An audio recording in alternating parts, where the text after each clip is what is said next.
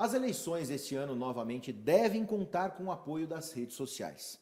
Como muitos dos candidatos têm um tempo reduzido na televisão e no rádio, a alternativa adotada para alcançar esses eleitores é utilizar justamente os meios digitais. Por isso, Facebook, Instagram, WhatsApp, por exemplo, e outras ferramentas devem ser bastante usadas para divulgar os seus conteúdos e mesmo suas propostas.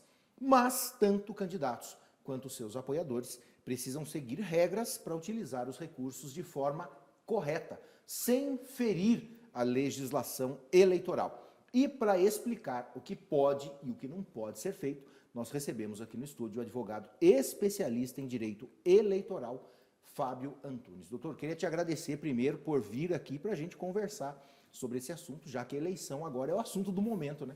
Eu que agradeço o convite, é sempre um prazer estar aqui conversando com vocês e vamos falar um pouco sobre esse assunto. A gente fala muito sobre fake news, né? E eu acho que não tem como a gente desvincular fake news de rede social. E hoje esse é um dos meios, infelizmente, em que um candidato acaba usando para atacar ou para denegrir, né, um outro candidato ou mesmo um adversário político. Aonde isso pode esbarrar quem semeia esse tipo de informação? E aí eu digo, tanto o candidato quanto pessoas ligadas a esse candidato usando rede social para atacar outros candidatos ou outras pessoas com notícias falsas, doutor? Tem alguma... Primeiro a gente precisa entender basicamente o que é uma fake news. Você utilizar de mentira numa campanha eleitoral não é algo novo, é algo que está há muito tempo, há décadas, na campanha eleitoral, que um fala algo que não é verdadeiro ou utiliza um número que não é verdadeiro, então isso sempre aconteceu. O que nós tivemos já algumas poucas eleições, aí sim, se a gente colocar 2018, acho que foi o grande boom de notícias que são sabidamente inverídicas ou são de forma maliciosa transformadas para mudar o entendimento do eleitor. E a legislação eleitoral se adequou para tentar coibir isso. Então, a gente coloca como fatos sabidamente inverídicos.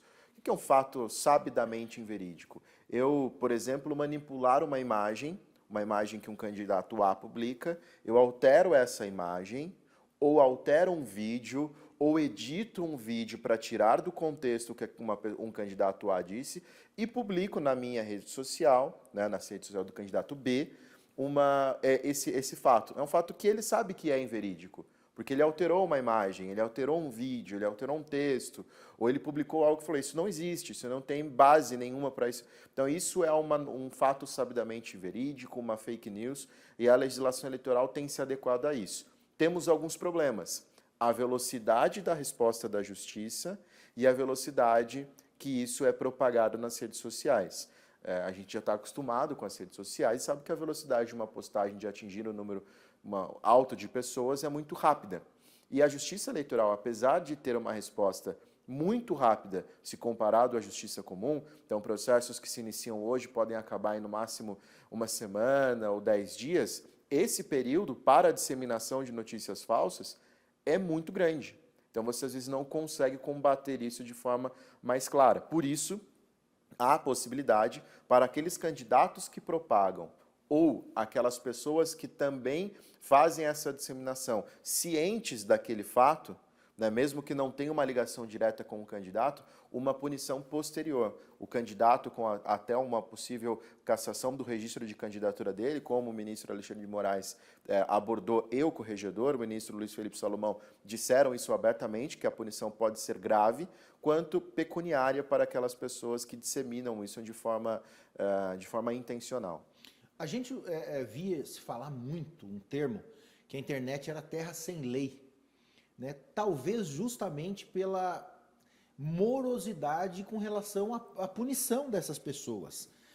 Trazendo isso para o campo da eleição, dá para a gente falar isso? Eu publico o que eu quero, eu faço o que eu quero, eu falo o que eu quero e ninguém me atinge? Absolutamente não. Absolutamente não. Porque se você faz uma publicação que possa ofender a honra do candidato, que possa ir contra algum posicionamento do candidato, mas você faz isso de forma agressiva, de forma a ferir a honra, ou fala algo que não é verdadeiro, comete uma injúria, uma difamação, uma calúnia, você pode ser punido tanto na esfera penal, quanto na esfera eleitoral. Na esfera eleitoral, a punição mais rápida pode ser retirar, a determinação da retirada daquela publicação, daquela mensagem das redes sociais. Veja que não é uma censura, porque não é algo prévio, é algo posterior. Então você tem a liberdade de dizer aquilo que você entende. Só que a sua liberdade pode ser cassada caso essa manifestação seja agressiva ao ponto de ofender a honra, de ofender a dignidade de um candidato, ou você divulgar algo que é sabidamente falso. Então, posteriormente ao seu exercício da liberdade, a justiça pode entrar no campo e falar, olha, você exagerou, ou você até cometeu possivelmente um crime. E aí a justiça vai analisar. No campo eleitoral específico, a punição mais rápida é a determinação da retirada do conteúdo do ar. Doutor, muitas vezes, num ataque em rede social, que nem sempre o candidato sabe que um eleitor está fazendo aquilo, ele pode acabar sendo prejudicado. Quando você tem algum eleitor, algum apoiador que faz algo sem o conhecimento do candidato, existe um meio, uma defesa, que o candidato pode colocar, olha, não tinha absolutamente nenhum conhecimento sobre esse fato. E aí a punição fica basicamente só ao apoiador, ao eleitor que fez essa publicação, que transmitiu essa mensagem. Agora, quando há que é o conhecimento prévio do beneficiário, então quando fica configurado que o beneficiário, no caso o candidato, tinha conhecimento prévio daquele fato, aí ele pode, e da disseminação, aí ele pode sofrer também uma sanção. Entendi. Existem algumas regras que precisam ser seguidas agora no período eleitoral, de coisas que podem e outras que não podem ser feitas. Eu queria que você falasse um pouquinho do que não pode ser feito nesse período eleitoral, pensando em redes sociais. Se a gente for para algo bem objetivo, nós estamos, a partir de 16 de agosto, já com a possibilidade de fazer pedido explícito de voto, dos candidatos disserem o seu número, pedirem votos, citarem a eleição, ou seja, isso está completamente liberado a partir de 16 de agosto. E a partir de 16 de agosto também, você, por exemplo, não pode publicar ou realizar enquetes de intenção de voto.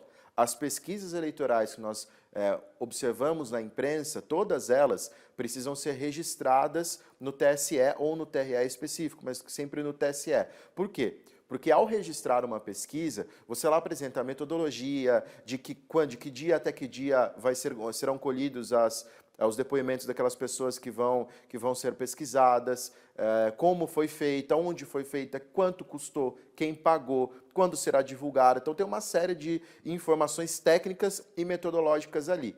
E a partir do dia 16 de agosto, eu não posso, por exemplo, se eu tenho um perfil que atinge o Vale do Paraíba, eu tenho um perfil com uma entrada muito boa no Vale do Paraíba, eu quero fazer uma enquete para governador do estado. Eu não tenho metodologia, não tenho nada. Eu simplesmente coloquei lá no Facebook, por exemplo, uma enquete, ou no Twitter, uma enquete, dizendo quem que você vai votar. Aquilo não tem metodologia, não tem nada científico ali. Então, para não criar uma resposta que não tenha uma reflexão possível da sociedade, isso é proibido, por exemplo. Então, quem faz isso corre o risco de, se denunciado for à Justiça Eleitoral, pagar uma multa de um valor consideravelmente, que eu considero alto, que pode chegar até a 50 mil reais.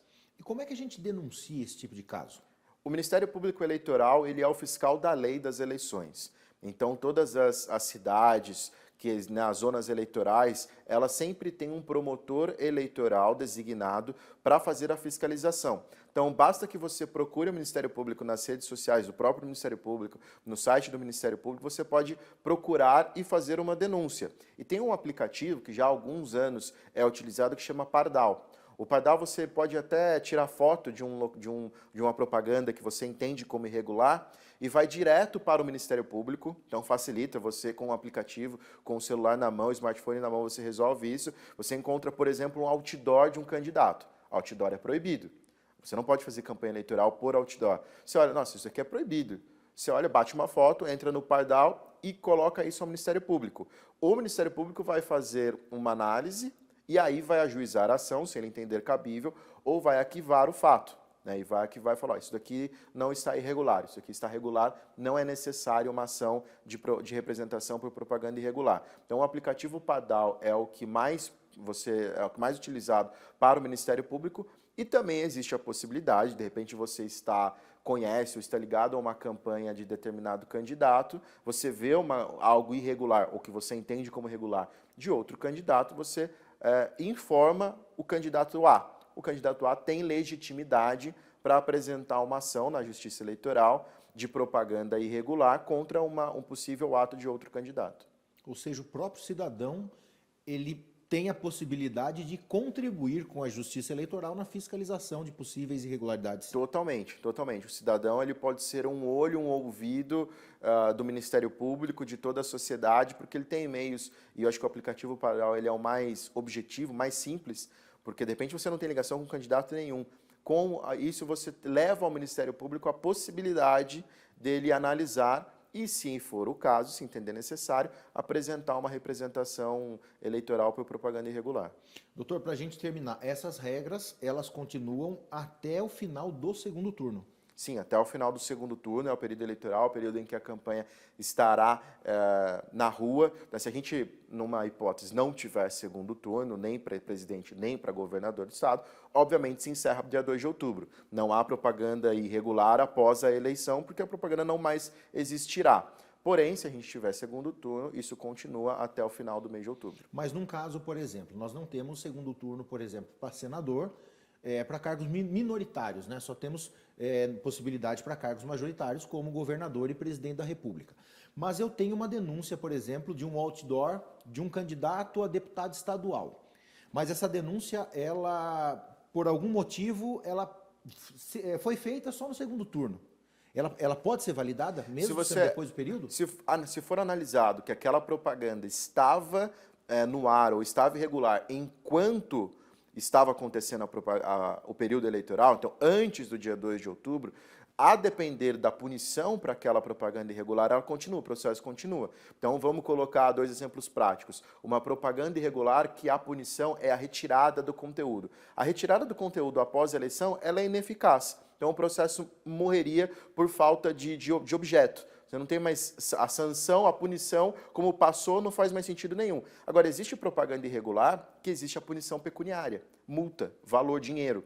E aí o processo continua. Então, voltando ao exemplo do outdoor, eu denunciei um outdoor irregular no final de setembro. Até acabar o processo, já passou a eleição. Mas como a punição por um outdoor irregular, ela é, além da retirada do outdoor, a multa, a retirada fica ineficaz, porque já passou. Mas a multa não, a multa mantém. Então o processo continua porque pode ter uma sanção pecuniária. Entendi.